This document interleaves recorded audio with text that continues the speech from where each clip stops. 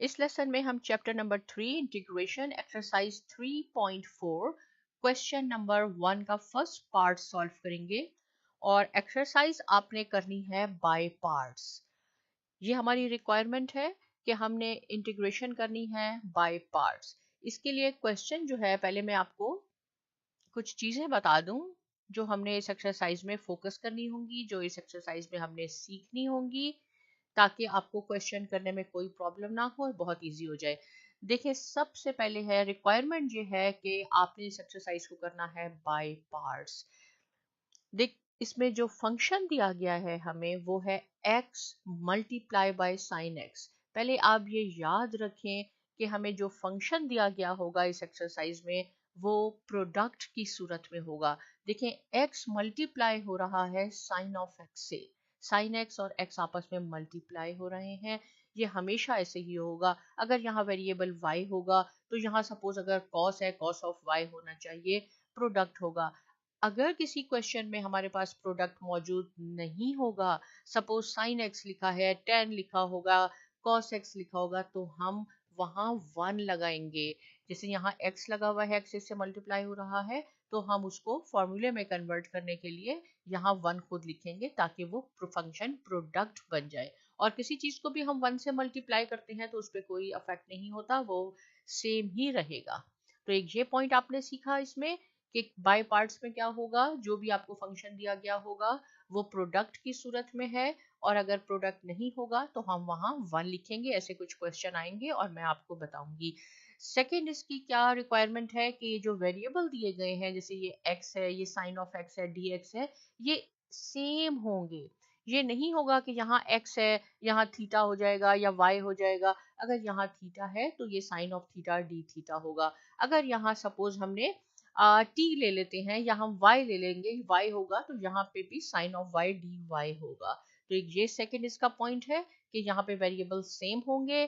First इसकी requirement क्या होगी कि ये प्रोडक्ट की सूरत में होगा। फॉर्मूला कौन सा यूज होगा? फॉर्मूला यूज होगा यहाँ integral of u v dx। u इसमें से क्या होगा, आप x को u लें या आप साइन ऑफ x को u लें, इसको आप v लें। क्या आपने v लेना है, क्या आपने u लेना है, या आपने खुद डिसाइड करना होगा। हम कुछ क्वेश्चन सॉल्व करेंगे, उसके बाद आपको खुद समझ में आ जाएगा कि कैसे हम u लेते हैं और कैसे हम v डिसाइड करते हैं। हमने क्वेश्चन को लेंथी नहीं करना, हमने इसको सिंप्लीफाई करना है। एक का डेरिवेटिव लेना होता है, एक हमने इंटीग्रल लेना होता है। तो u into v d x, देखिए u v भी प्रोडक्ट है, इसलिए ये भी प्रोडक्ट है x into sine of x। तो ये किसके इक्वल है, ये फॉर्मूला किसके इक्वल है? ये इक्वल है इज इक्वल टू, कैसे होगा, पहले u जो है आपने एज इट इज रखना होगा। अगर हम x को u लेंगे तो यहाँ x लिखेंगे, अगर हम साइन ऑफ x को u लेंगे तो हम यहाँ साइन x लिखेंगे, और फिर हम इंटीग्रल लेंगे v dx। नेक्स्ट जो है उसका हम इंटीग्रल लेंगे, बीच में साइन माइनस का आएगा, फिर इंटीग्रल साइन है और उस पे फिर इंटीग्रल है। देखें, ये फॉर्मूला ऐसे एक्सपेंड होता है। और जो सेकेंड इंटीग्रल है उसमें भी ये v dx आएगा, जो भी हमने लिया है v dx, ये हो गया। और इसके बाद हमने u प्राइम, यानी हमने डेरिवेटिव लेना होगा जो भी हमने यहाँ u लिया है उसका। एक दफा मैं और बताती हूँ, पहले जो भी u हमने इसमें सपोज करेंगे उसको हम इंटीग्रल से पहले लिखेंगे। सिर्फ हमने लिखना है, उसका इंटीग्रल नहीं लेना, उसको कुछ नहीं करेंगे, एज इट इज लिखेंगे। इंटीग्रल लेना है जो नेक्स्ट फंक्शन होगा, जैसे v dx है, माइनस साइन आएगा, इंटीग्रल और फिर इंटीग्रल v dx। जो यहाँ इंटीग्रल हमने जिसका लेना है एग्जैक्ट वो यहाँ होगा, और फिर ये जो u हमने बाहर लिखा है इसका डेरिवेटिव लेना होगा। अब क्वेश्चन सॉल्व करते हैं। यहाँ मैं कहती हूँ कि u is equal to x और v is equal to sine x। इसको मैंने x को मैंने कह दिया कि ये u है, और साइन x को मैंने कहा कि ये v है। अब इस फॉर्मूले में जहां जहां आपको u मिलेगा वहां आपने x लिखना है, राइट। और जब ये u प्राइम होगा इट मीन्स कि आपने इसका डेरिवेटिव लेना है, और जहां v आएगा वहां साइन x लिखना है। क्वेश्चन बहुत सिंपल है।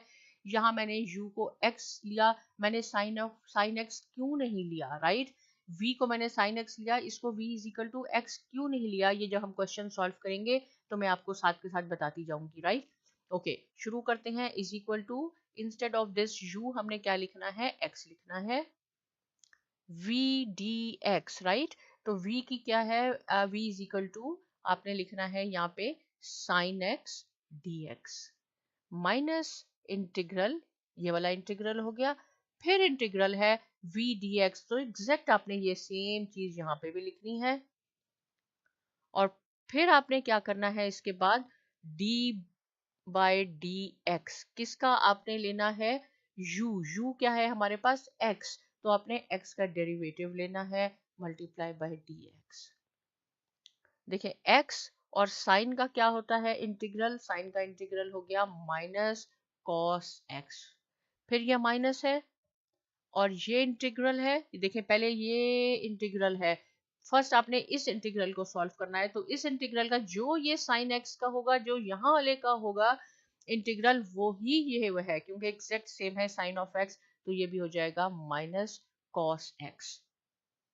और इसका डेरिवेटिव, x का डेरिवेटिव क्या होगा, x का डेरिवेटिव होगा 1 dx, राइट। डेरिवेटिव आपको लेना आता है कि जो पावर है इसकी, ये आपकी कोएफिशिएंट पहले आ जाएगा और एक पावर माइनस हो जाएगी, तो ये क्या हो जाएगा, अब ये इसको मैं माइनस को पहले कॉमन ले लेती, ऐसे कर लेती हूँ, पहले ले आती हूँ minus x cos x, right. अब क्या हो गया, ये भी माइनस है, ये भी माइनस है, ये मिलके प्लस हो जाएगा, integral cos x D x हो गया।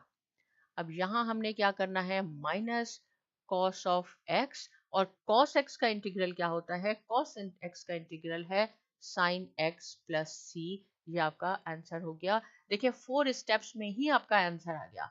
लेकिन अगर मैं यहाँ पे इसको u में मैं कहती ये साइन एक्स है, तो देखें यहाँ यहाँ ये जो u का डेरिवेटिव था, तो यहाँ फिर ये cos x हो जाता, और ये जो v है इसको अगर मैं x कर लेती तो v की इंटीग्रेशन कैसे हो जाती, मैं यहाँ आपको करके, ये रफ वर्क है, ये आपका नहीं है, यहाँ अगर x होता तो ये हो जाता x स्क्वायर ओवर 2 इंटीग्रेशन में, और यहाँ साइन ऑफ x होता, जिस तो मैं इसको लिखती माइनस कॉस ऑफ x, तो देखें ये फिर यही चीज बन जाती, और फिर हम इसकी आगे फर्दर इंटीग्रेशन करते रहते और ये बहुत लंबा हो जाता, बल्कि इसका आंसर भी नहीं आता, तो इसलिए हमने ये खुद डिसाइड करना होता है। अब जो नेक्स्ट क्वेश्चन करेंगे उसमें मैं कुछ क्वेश्चंस में ये फार्मूला दोबारा लिखूंगी, ताकि आपको समझ में आ जाए कि हम क्या फार्मूला यूज कर रहे हैं, और जैसे जैसे हम आगे जाते जाएंगे डायरेक्ट हम ये लिखेंगे।